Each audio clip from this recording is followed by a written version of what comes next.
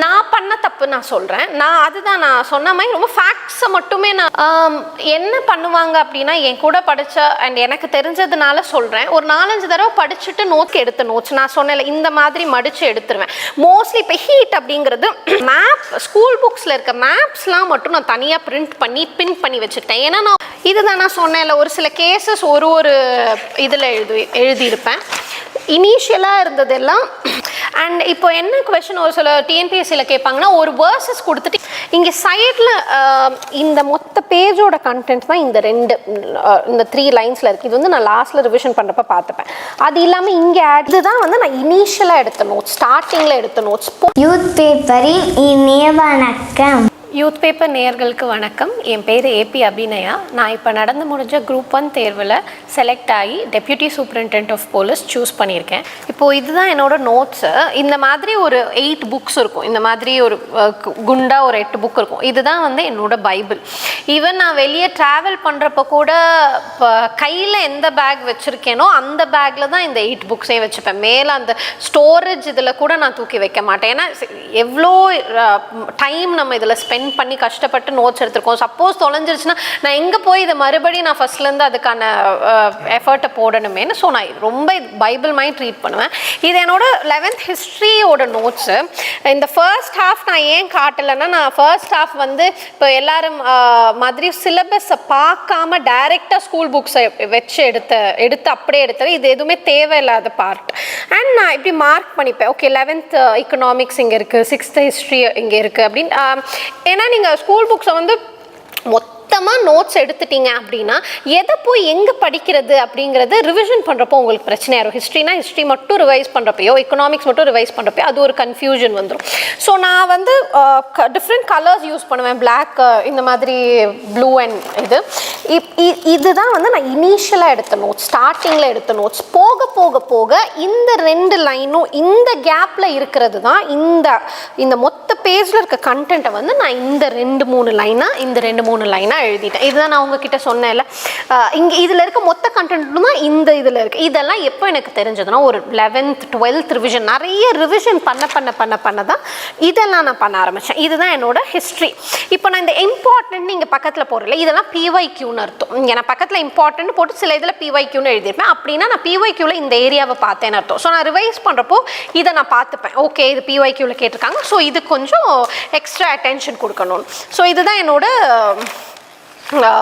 இப்போ அதே மாதிரி ஃபார் எக்ஸாம்பிள் ஜெயினிசம் இன் தமிழ்நாடுல யாரெல்லாம் ஜெயினிசம், எந்தெந்த ஸ்கிரிப்சர்ஸ்லாம் ஜெயினிசம் அப்படிங்கிறப்போ இதில் ஒரு 5 இருக்கும். நான் என்ன அதை எடுத்துக்கிட்டேன்னா 2 N இருக்குது அண்ட் PSYனா PSY அப்படிங்கிறது ஒரு கேமிங் இது, PS5ன்னு சொல்லுவாங்க. ஆனால் PSYங்கிற மாதிரி சவுண்ட் பண்ணும். ஸோ நான் இங்கே N² PSYன்னு எடுத்துக்கிட்டேன். இப்போ ஜெயினிசம் இன் தமிழ்நாடு ஸ்கிரிப்சர்ஸ்னால் N² PSY அப்படின்னு நான் ஞாபகம் வச்சுப்பேன். ஆனால் அது என்ன அப்படின்னா இங்கே நாலடியார், நீலகேசி அதெல்லாம் அதுக்கப்புறம் அந்த N² PSY அப்படிங்கிறது ஞாபகம் வச்சுப்பேன். அதெல்லாம் வந்து நான் ரிவைஸ் பண்ணுறப்போ இதெல்லாம் இந்த ஷார்ட்கட்ஸ், இந்த நிமோனிக்ஸ்ன்னு சொல்லுவாங்கல்ல, ஒரு விஷயத்தை இன்னொரு விஷயமா கதை மேக் பண்ணி அதை ஞாபகம் வச்சுக்கிறது, ஷார்ட்கட்ஸ் மேக் பண்ணி ஞாபகம் வச்சுக்கிறது, அந்த மாதிரி இது. அதே மாதிரி இங்கே இந்த இம்பார்ட்டன்ட் போட்டிருக்க இடம்லாம் பிஒய்க்யூவில் கேட்டாங்கன்னு அர்த்தம். இது வந்து என்னோட ஹிஸ்ட்ரி. இங்கே சைடில் இந்த மொத்த பேஜோட கண்டென்ட் தான் இந்த 3 லைன்ஸில் இருக்குது. இது வந்து நான் லாஸ்ட்டில் ரிவிஷன் பண்ணுறப்ப பார்த்துப்பேன். அது இல்லாமல் இங்கே ஆட் பண்ணியிருக்கிறது, இங்கே இதெல்லாம் வந்து நான் சொன்னேன்ல, நான் எல்லாமே படிச்சுட்டேன்னு நினச்சிட்டு ஸ்கூல் புக்கை மூடிட்டேன். திரும்ப ஓப்பன் பண்ணுறப்போ இருந்த எக்ஸ்ட்ரா கண்டென்ட், எனக்கு தெரியாத கண்டென்ட்ஸ், இப்போ அதுலேருந்து கேட்டிருந்தா நான் வந்து ஸ்கூல் புக்லேருந்தே கேட்கல அப்படின்னு ஒரு கன்க்ளூஷனுக்கு வந்துடுவேன். அந்த கண்டென்ட் தான் இங்கெல்லாம் நான் எப்படியோ இதை அகாமடேட் பண்ணி இதை வந்து நான் ஹிஸ்ட்ரிக்கு இப்படி எழுதியிருந்தேன். இது வந்து என்னோட பாலிட்டி நான் கொஞ்சம் எக்ஸ்டென்சிவாக நோட்ஸ் எடுப்பேன். எல்லோரும் இந்த ஹிண்ட் மேக்கிங் மாதிரி சில பேர் எடுப்பாங்க. நான் கொஞ்சம் எக்ஸ்டென்சிவாக எடுத்துட்டு இந்த மொத்த பேஜில் இருக்க கண்டென்ட் தான் இது கீழே எழுதிடுவேன். இதெல்லாம் எப்போனா ரொம்ப towards end of my exam நான் இதை வந்து எழுதுறது. இதெல்லாம் வந்து எக்ஸ்ட்ரா அடிஷன்ஸ் எழுதுறது. அண்ட் இப்போ என்ன கொஷின் ஒரு சில டிஎன்பிஎஸ்சியில் கேட்பாங்கன்னா, ஒரு வேர்சஸ் கொடுத்துட்டு இதை யார் வந்து சொன்னா இதை அப்படின்னு கேட்பாங்க. சில தடவை சேம் ஐடியாலஜி இருக்க ஒரு 4 லீடர்ஸஸ் போட்டுருவாங்க. ஃபார் எக்ஸாம்பிள் 2021 மீன்ஸ் ப்ரிலிம்ஸில் வந்து ஒரு வேர்சஸ் அதை ஆக்சுவலி யார் சொன்னா அப்படின்னா காமராஜர் சொல்லியிருப்பார். ஆனால் அதுக்கு நிறைய பேர் தந்தை பெரியார் போட்டிருந்தாங்க. ஏன்னா அது தந்தை பெரியார் சொல்கிற மாதிரியான ஒரு விஷயம். ஆனால் அதை வந்து காமராஜர் சொல்லியிருப்பாரு. இந்த இடத்துல அவங்க ட்விஸ்ட் வச்சிருப்பாங்க. இது வந்து ஆனால் அது ஸ்கூல் புக்கில் இருந்து தான் அந்த வேர்சஸ் வந்தது. ஸோ எங்கெங்கேயோ அங்கங்கே கொடுத்துருப்பாங்க. ஜியாகிரஃபியில் ஏதோ ஒன்று இருக்கும், ஹிஸ்ட்ரியில் ஏதோ ஒன்று இருக்கும், ஐஎன்எம்ல இருக்கும். இதெல்லாம் சேர்த்து நான் ஹூ செட் வாட் அப்படின்னு நான் ஒரு நோட்ஸில் எழுதிட்டேன். ஒரு 17 விஷயம் தான் மொத்த ஸ்கூல் புக்லையும் கொடுத்துருக்காங்க. அதை நான் மொத்தமாக எழுதிட்டேன். இப்போ இந்தியாஸ் அண்ட் எத்னாலஜிக்கல் மியூசியம்னு V.A. ஸ்மித் சொல்லிப்பாரு. இது வந்து 12th ஜியாகிரஃபியில் இருக்கும். அது கூட இந்த ஹிஸ்ட்ரி இப்போ பிரியாம்பிளை பற்றி அவங்கவுங்க என்ன சொல்லியிருக்காங்க, ஹாரோஸ்கோப்னு முன்ஷி சொல்லியிருப்பாரு. இதெல்லாம் நீங்கள் அந்த படிக்கிறப்போ கூட கரஸ்பாண்டிங்காக படிக்கிறப்போ இருக்கிற அந்த ரீட்டைனிங் இதுவும் தனியாக ஒரு பேப்பரில் எழுதி வச்சுக்கினா 17 வேர்சஸ் தானே, இதை நீங்கள் ஈஸியாக ஞாபகம் வச்சுக்கலாம். அண்ட் அதில் ஒரு கொஸ்டினும் 2021 கேட்டதுனால நான் இதை தனியாக எழுதி வச்சுக்கிட்டேன். அந்த மாதிரி நீங்கள் படிக்க உங்களுக்கே தெரியும் எது நம்ம தனியாக எழுதி நோட் பண்ணி வச்சுக்கணும் அப்படிங்கிறது உங்களுக்கே ஞாபகம் வரும். கான்ஸ்டியூஷனல் பாடிஸோட லிஸ்ட்டு இதெல்லாம் இது வந்து நான் ஸ்கூல் புக்கில் இருக்கிறது மட்டும்தான் இந்த புக்கில் இருக்குது. நான் லக்ஷ்மிகாந்தில் படித்ததெல்லாமும் நான் நோட்ஸில் இப்படி எழுதி தனியாக பின் பண்ணி வச்சுட்டேன். ஏன்னா நான் இதையும் படிச்சுட்டு லக்ஷ்மிகாந்தை எடுத்து நான் திருப்ப முடியாது. அதில் எந்த பேஜுன்னு பார்த்தேனால அந்த நேரத்தில் தேவையில்லாமல் டைம் வேஸ்ட் ஆகுமே. நான் தனியாக இதில் நோட்ஸ் போட்டு ப்ராப்பராக எழுதிட்டேன். ஸ்டாட்யூட்டரி பாடினா என்ன, கான்ஸ்டியூஷனல் பாடி, ரெகுலேட்டரி அதெல்லாம் என்ன அப்படி. இதுதான் நான் சொன்னேன்ல, ஒரு சில கேசஸ் ஒரு இதில் எழுதியிருப்பேன். இனிஷியலாக இருந்ததெல்லாம் ரெட்டில் வந்திருக்கும், அடுத்தடுத்து வரதெல்லாம் பிளாக்ல வந்திருக்கும், அடுத்தது வரது ஆரஞ்சில் வந்திருக்கும். ஸோ க்ரொனாலஜிக்கலி என்னை ஆர்டர் பண்ண சொன்னாங்கன்னா நான் என்னால் கண்டிப்பாக இந்த கேஸ் வந்து இந்த இயர்ன்னு தெரியலனா கூட நான் ஓகே கோலக்நாத் கேஸ் நம்ம ரெட்டில் எழுதியிருப்போம். ரிப்பீட்டடாக படிக்க தான் உங்களுக்கு ஞாபகம் வரும். ஓகே ரெட்டில் வரும், அப்போ மிடில் வரும், அதுக்கு மேலே இது வரும், நான் ஈஸியாக அரேஞ்ச் பண்ணிக்க முடியும். ஸோ இது எல்லாமே நீங்கள் படிச்சுட்டு அதுக்கப்புறம் ஒரு ரிவிஷன் ஃபேஸில் பண்ணுறது. நார்மலாகவே எனக்கு இதெல்லாம் தோணலை அப்படின்னு நீங்கள் எதுவும் இது பண்ண வேணாம். போக வர ஒரு விஷயம் தான். யூனிட் 8க்கு வந்து நீங்கள் யூனிட் 8க்கு மட்டும் அந்த லீடர்ஸ் பார்ட் அந்த மாதிரி இருக்கும். அதுக்கு மட்டும் நீங்கள் கொஞ்சம் வெளியிலேருந்து எடுக்கிற மாதிரி இருக்கும், ஸ்கூல் புக் இல்லாமல். அதையுமே மொத்தமாக ஒரு புக்காக வாங்கி, ஒரு சில பேர் வந்து ஒரு 600 பேஜஸ் இருக்க ஒரு புக் வாங்கி வச்சுட்டு இதுதான் அந்த எக்ஸ்ட்ரா இருக்கிற புக்கு அப்படின்னு சொல்லுவாங்க. அவ்வளோ நீங்கள் பண்ண வேணாம். ஒரு அந்த சிலபஸில் இப்போ புக்கில் இல்லை, ஸ்கூல் புக்கில் அந்த போர்ஷன் இல்லை யூனிட் 8ல் அப்படின்னா அந்த வேர்டுக்கு ஒரு 3 பேஜஸ்க்கு நீங்கள் நோட்ஸ் வெளியிலேருந்து ஜெனரிக்காக எடுத்தாலே போதும். அதை தாண்டி எதுவும் வெளியில் வராது. யூடியூப்பில் பார்க்கலாம், ஒரு சில சேனல்ஸில் ப்ராப்பராக இது போட்டிருப்பாங்க. ஆர் ஒரு சில அகாடமிஸ் ஆர்டிக்கலாகவே அவங்க வெப்சைட்டில் போட்டிருப்பாங்க. அதை எடுத்துக்கூட நீங்கள் பிரிண்ட் அவுட் எடுத்து வச்சுக்கலாம் யூனிட் 8க்கு. மீதியெல்லாம் ஸ்கூல் புக்கிலேருந்து தான் பார்க்கணும். அப்புறம் நான் வந்து என்ன பண்ணேன் அப்படின்னா, நான் தான் நோட்ஸ் எடுத்துகிட்டு திரும்ப நான் ஸ்கூல் புக்கே விசிட் பண்ண மாட்டேன். ஸோ அதனால் இந்த மேப் ஸ்கூல் புக்ஸில் இருக்க மேப்ஸ்லாம் மட்டும் நான் தனியாக பின் பண்ணி வச்சுக்கிட்டேன். ஏன்னா நான் ஒரு கொஷின் பார்த்தேன், தமிழ்நாடுல இருக்க ஐலண்ட்ஸ் எல்லாம் வந்து சவுத்லேருந்து நார்த் மார்க் பண்ண சொன்னாங்க. அந்த குட்டி நல்ல தண்ணி அந்த மாதிரி தீவு, நிறைய தீவு இருக்கும், உப்பு தண்ணி அந்த மாதிரிலாம். அதுக்கு முன்னாடி நான் ஸ்கூல் புக்கை முன்னாடியிலேருந்து பின்னாடி படிச்சுட்டேன். ஆனால் இந்த உப்பு தண்ணி நல்ல தண்ணிங்கிற வார்த்தையை நான் கம் அக்ராஸ் பண்ணதில்லையேன்னு எனக்கு அப்போ தோணுச்சு. அப்போ ஏன்னா நான் மேப்பை பார்க்கல, மேப்பை நான் படிக்கல, மேப்பை நான் நோட்ஸ் எடுக்க முடியாதுல்ல. அதனால அதுக்கப்புறம் இதுவும் ஸ்கூல் புக்கில் தான் அப்புறம் இருந்தது. ஸ்கூல் புக்கில் இருந்த மேப்பில் இங்கே வந்து அந்த ஐலண்ட்ஸ் இருந்தது. ஸோ அதனால் அது எனக்கு தெரிஞ்சிட்டதுனால நான் எதுக்குடா வம்புன்னு எல்லா இதையுமே நான் பிரிண்ட் அவுட் எடுத்து அதை தனியாக வச்சுக்கிட்டேன், அதை பார்க்குறதுக்காக. இந்த மாதிரி ஒன்று அடிஷன். இப்போ இதெல்லாம் வந்து இங்கே நான் எழுதியிருக்கேன், இது என்னோட நோட்ஸு. பட் பிஒய்க்யூன்னு இங்கே எழுதியிருக்கேன் பாருங்கள். இது வந்து நான் பிஒய்க்யூவை பார்த்ததுனால எனக்கு தெரிஞ்சது.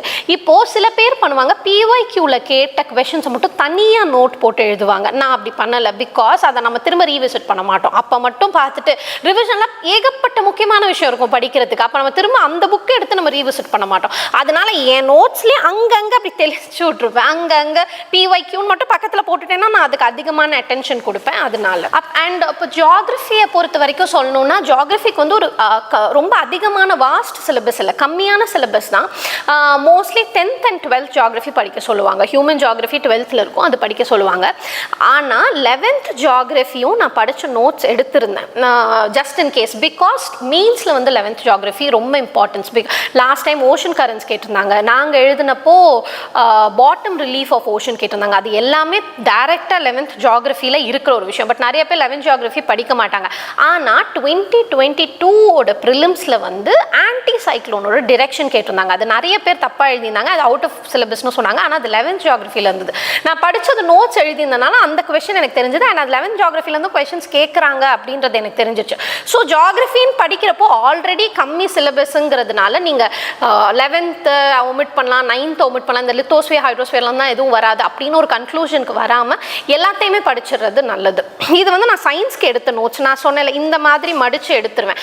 மோஸ்ட்லி இப்போ ஹீட் அப்படிங்கிறது சிலபஸில் இருக்கிற ஒரு வேர்ட், சவுண்ட் அப்படிங்கிறது சிலபஸில் இருக்குது, லைட் அண்ட் லேசர் அப்படிங்கிறது சிலபஸில் இருக்குது. நான் மோஸ்ட்லி ஒரு பேஜை தாண்டி போகாமல் பார்த்துப்பேன். பட் ஃபிசிக்ஸில் வந்து அதிகமாக நோட்ஸ் இருக்கிறதுனால எப்படி ஒரு 2 பேஜ் ஆயிரும். இதை தான் நான் வந்து படிக்கிறப்பையோ இல்லைனா ரொம்ப நேரம் என்னால் உட்காந்து படிக்க முடியாது. லாங் பீரியட் ஆஃப் டைம் படிக்கணும்னா நம்மளால் உட்காந்தே படிக்க முடியாது, நடந்துக்கிட்டே படிக்கணும்னு நினைப்போம். இவ்வளோ பெரிய புக்கை நம்மளால் கேரி பண்ணி நடந்து படிக்க முடியாது. நான் நடந்து படிக்கணும், எனக்கு கொஞ்சம் ரெஃப்ரெஷ்மெண்ட் வேணும், நான் கொஞ்சம் லெத்தார்ஜிக்காக ஏதாச்சும் படிக்கணும், லேஸாக படிக்கணும்னு நினைக்கிறப்போ நான் இந்த நோட்ஸ் எடுத்துப்பேன். இது ஈஸியாக கையில் வச்சுட்டு அப்படியே ரிவைஸ் பண்ணிக்கலாம். அண்ட் இந்த நோட்ஸ்லாம் தான் நான் படுத்துக்கிட்டு தூக்கம் சீக்கிரம் வரணும் அப்படிங்கிறதுக்காக ப்ராக்டிஸ் பண்ணுறப்போ படுத்துட்டே படிச்சுட்டு அப்படியே தூக்கம் வரப்போ வைக்கிற நோட்ஸ் வந்து இது வந்து என்னோட சயின்ஸ் நோட்ஸ். இதெல்லாமே A4 ஷீட்டில் இப்படி மடித்து நான் எடுத்து வச்சிருவேன். அது இல்லாமல் யூனிட் 8ல் கொஞ்சம் நீங்கள் எடுக்கணும்னு நோட்ஸ் எடுக்கணும்னு சொன்னேன்ல, அது வந்து மோஸ்ட்லி அண்ணா பெரியார் அவங்க எழுதின புக்ஸ், அவங்களோட ஒர்க்ஸ், அவங்க என்ன பண்ணாங்க, மாநாடு, அது மாதிரி அதெல்லாமே இன்ட்ரெஸ்டிங்காக தான் இருக்கும். அதெல்லாம் நீங்கள் கொஞ்சம் எக்ஸ்ட்ராவாக வெளியில் எடுக்கிற மாதிரி இருக்கும். வெளியில் எடுக்கிறப்போ ரொம்ப நீங்கள் அந்த வெளியில் போயிட வேணாம், ட்ராக்கை விட்டு வெளியில் போயிட வேணாம், ஒரு மாதிரி லிமிட்டடாக எடுத்தாலே போதும். இதெல்லாம் வந்து யூனிட் 8ஓட நோட்ஸ். இதுதான் என்னோட நோட்ஸ். இது இல்லாமல் இன்னொரு 4 புக்ஸ் இருக்குது. பட் இப்போ நான் எக்ஸாம்பிளுக்கு இது மட்டும் காட்டுறேன். இப்போது எனக்கு வந்து ஆஸ் அ பர்சனாக சின்ன வயசுலேருந்தே ஒரு விஷயத்தை பார்த்து அதை கிறிஸ்பாக எழுதி படித்தா தான் எனக்கு பைஹார்ட் ஆகும். இல்லை என் கூடயே படித்தவங்க கிளியர் பண்ணவங்களே சில பேர் அப்படியே புக்லேருந்து படித்தும் ஆகியிருக்காங்க. ஆனால் ஷார்ட்டாக வேணும், எனக்கு நம்பிக்கை இருக்கணும், எனக்கு முடிச்சுட்டேங்கிற திருப்தி எனக்கு இருந்தால் தான் எனக்கு என் மேலே கான்ஃபிடென்ஸ் இருக்கும். அந்த கான்ஃபிடென்ஸ்க்காக நான் வந்து ப்ராப்பராக நோட்ஸ் எடுத்துருவேன், எதுவுமே விடாமல். இனிஷியலாக நான் சொன்ன மாதிரி நான் அதிகமாக ஃபேக்ட்ஸில் தான் கான்சென்ட்ரேட் பண்ணேன். நோட்ஸ் எடுக்காதப்போ ஃபேக்ட்ஸை மட்டும் படிச்சுட்டு லெசனை முடிச்சுட்டேன்னு நினச்சிருவேன். நோட்ஸ் வந்து ப்ராப்பராக உட்காந்து நிறைய பேர் சொல்லுவாங்க, நோட்ஸ் வந்து நீ என்ன ரொம்ப எக்ஸ்டென்சிவாக எடுப்பீங்க, புக்கில் இருக்கதே அப்படியே எழுதுவீங்க, அந்த மாதிரி எழுதக்கூடாது அப்படின்னு சொல்லுவாங்க. ஆனால் எது நமக்கு ஒர்க் ஆகுமோ அதை தான் அகெயின் பண்ணணும். இந்த எக்ஸாமை பொறுத்த வரைக்கும் ஹிண்டாக எழுதுனா அதோட ரூட் தெரியாது எனக்கு. அந்த ரூட் தெரிஞ்சால் தான் என்னால் இந்த விஷயத்தை ரீட்டைன் பண்ண முடியும். ஸோ நான் வந்து ஃபர்ஸ்ட் டைம் நோட்ஸ் எடுக்கிறப்போ ஒரு ப்ரொலாங்ட் பீரியட் 6 to 8 months நான் உட்காந்து அந்த டைம் அண்ட் எஃபர்ட் போட்டு நான் ஃபுல்லாக ரொம்ப எக்ஸ்டென்சிவாக நான் நோட்ஸ் எடுத்துட்டேன். திரும்ப படிக்கிறப்ப தான் நான் அதை கிறிஸ்பாக்கினேன். எடுத்தோன்னே நான் கிறிஸ்பாக அதை வச்சுட்டு அதுக்கப்புறம் நான் அதை படிக்கலை. மொத்தம் எக்ஸ்டென்சிவாக எடுத்துட்டு திரும்ப படிக்கிறப்ப கிறிஸ்பாக மேலேயோ இல்லை சைட்லேயோ இல்லை எக்ஸ்ட்ரா பேப்பர்லையோ எடுத்து அதை நான் எனக்கு ஈஸியாக்கிக்கிட்டேன். என்ன பண்ணுவாங்க அப்படின்னா, என் கூட படித்த அண்ட் எனக்கு தெரிஞ்சதுனால சொல்கிறேன், ஒரு 4-5 தடவை படிச்சுட்டு நோட்ஸ் எடுக்கணும் அப்படிங்கிறது தான் எல்லாருமே அட்வைஸ் பண்ணுவாங்க. என்ன நோட்ஸ் எடுக்கிறதுங்கிறது ஒரு கஷ்டமான விஷயம் தான். ஆக்சுவலி சொன்ன ஒரு எஃபர்ட் போடணும். அதுக்கு வந்து எல்லாருமே ரெடியாக இருக்க மாட்டாங்க. என்ன பண்ணுவாங்கன்னா, நான் ஒரு 3rd டைம் படிச்சுட்டு நோட்ஸ் எடுத்துக்கிறேன், படிச்சிருவாங்களா, அவங்களுக்கு எல்லாமே ஞாபகம் இருக்கா மாதிரியே இருக்கும். ஒரு 2nd டைம் 3rd டைம் படிச்சிட்டாங்கன்னா அவங்களுக்கு எல்லாமே ஞாபகம் இருக்க மாதிரி இருக்கும். அப்போ அவங்க என்ன நினைப்பாங்க, இதை எதுக்கு எழுதணும், இதெல்லாம் தான் நமக்கே தெரியுமே, இந்த பாயிண்ட்ஸ்லாம் நமக்கே தெரிஞ்சிருக்கேன், இதை ஏன் நோட்ஸ் எடுக்கணும் அப்படின்னு நினச்சிட்டு அவங்க நோட்ஸை எடுக்காமல் சில பேர் போயிடுவாங்க. நான் அதை பார்த்ததுனால நான் சொல்கிறேன். அது நீங்கள் திரும்ப ஒரு 1 week விட்டுட்டு அந்த புக் எடுத்திங்கன்னா உங்களுக்கு எதுவுமே ஞாபகம் இருக்கா, திரும்ப முதலேருந்து படிக்க. இது வந்து ஒரு ஃபார்ஸ் ஆன ஒரு விஷயம், ஒரு இல்யூஷன் மாதிரி. நமக்கு எல்லாமே ஞாபகம் இருக்க மாதிரி இருக்கும் நோட்ஸ் எடுக்காமல் நம்ம புக்கை திறந்தோன்னா. அதனால நம்ம நோட்ஸ் எடுக்க மாட்டோம். 2nd டைம் 3 தடவை படிச்சிட்டோம், இது எல்லாமே எனக்கு ஞாபகம் இருக்குது, இப்போ நான் எதை நான் நோட்ஸ் எனக்கேவே தோணியிருக்கு, நான் எல்லாமே இதில் ஞாபகம் இருக்குது, இதை நான் எதை நோட்ஸாக நான் எழுத போகிறேன் அப்படின்னு தோணும்.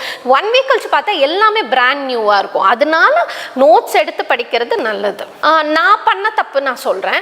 அதுதான் நான் சொன்ன மாதிரி ரொம்ப ஃபேக்ட்ஸை மட்டுமே நான் இது பண்ணிட்டேன், பிஒய்க்யூவை பார்க்காம. அண்ட் நான் இன்னும் என்ன சொல்லுவேன்னா, ஓரளவுக்கு எல்லாமே படிச்சுட்டு தான் நான் பிஒய்க்யூ படிப்பேன். நான் அப்படி தான் இருந்தேன். ஃபுல் சிலபஸை நான் முடிச்சுட்டு தான் நான் டெஸ்ட் எழுதுவேன், ஃபுல் சிலபஸை நான் முடிச்சுட்டு தான் பிஒய்க்யூ பார்ப்பேன், அந்த மாதிரி இருந்தேன். அதை விட என்ன கொஷின்ஸ் கேட்குறாங்கன்னு ஓரளவுக்கு ஒரு ரீட் ஒரு தடவை நோட்ஸ் எழுதி ஒன்ஸ் பார்த்துட்டே நீங்கள் வந்து பிஒய்க்யூவை பார்த்தீங்கன்னா எந்தெந்த இடத்துல கான்சன்ட்ரேட் பண்ணணும், எதை எக்ஸ்டென்சிவாக நோட்ஸ் எடுக்கணும், எதை கொஞ்சமாக எடுக்கணும் அப்படின்னு தெரிஞ்சிடும். அதுக்கு அக்கார்டிங்லி நீங்கள் நீங்கள் புதுசாக ட்ரை பண்ணிங்கன்னா புதுசாக என்னோட பர்சனல் சஜஷன், நீங்கள் ஃபர்ஸ்ட் டைம் படிக்கிறப்ப எக்ஸ்டென்சிவ் நோட்ஸ் எடுத்துகிட்டு அதுலேருந்து கிறிஸ்பியர் ஆக்கிட்டே போகிறது.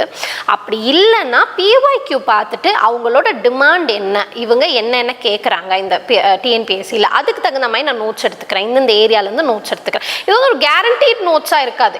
நான் சொன்னது வந்து கேரண்டீடாக இருக்கும், இது வந்து 100% கேரண்டீடாக இருக்காது. பட் அந்த மாதிரி பண்ணலாம். டு பிகினர்ஸாக நீங்கள் ட்ரை பண்ணுறீங்கன்னா அப்படி பண்ணலாம்.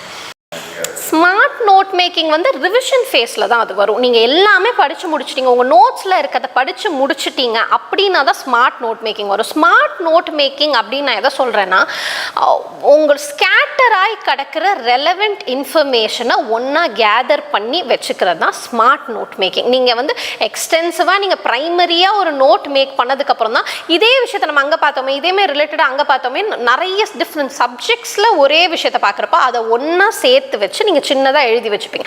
இதுதான் ஸ்மார்ட் நோட் மேக்கிங். இது வந்து நீங்கள் ரிவிஷன் ஃபேஸில் தான் நீங்கள் எல்லாத்தையும் கனெக்ட் பண்ணுவீங்க. ரிவிஷன் ஃபேஸில் தான் வரும். அதே மாதிரி நீங்கள் உங்களோட ப்ரைமரி நோட்ஸை வந்து ஃபுல்லாக படித்து முடிச்சிட்டிங்கன்னா தான் ஒரு விஷயத்தோட ரூட்டை பிடிச்சி அதோட எக்ஸ்ட்ராவாக நான் சொன்ன மாதிரி ஒரு இண்டெக்ஸ் இருக்குது, அந்த ஒரு இண்டெக்ஸை மட்டும் படிச்சுட்டு போகாமல் என்னென்ன இண்டைசஸ்லாம் இருக்குது, அந்த இண்டைசஸ்லாம் யார் கொடுக்குறா அப்படிங்கிறத படிக்கணும்னா இதுக்கெல்லாம் வந்து ரிவிஷனில் தான் டைம் இருக்கும். நீங்கள் ப்ரைமரியாக நோட் படிக்கிறப்ப அப்படி படிச்சுட்டு போயிடுவீங்க. ரிவிஷன் அப்போ தான் இது கூட ரிலேட்டடாக இருக்க எல்லா இன்ஃபர்மேஷனும் இங்கே ஆட் பண்ணலாம்.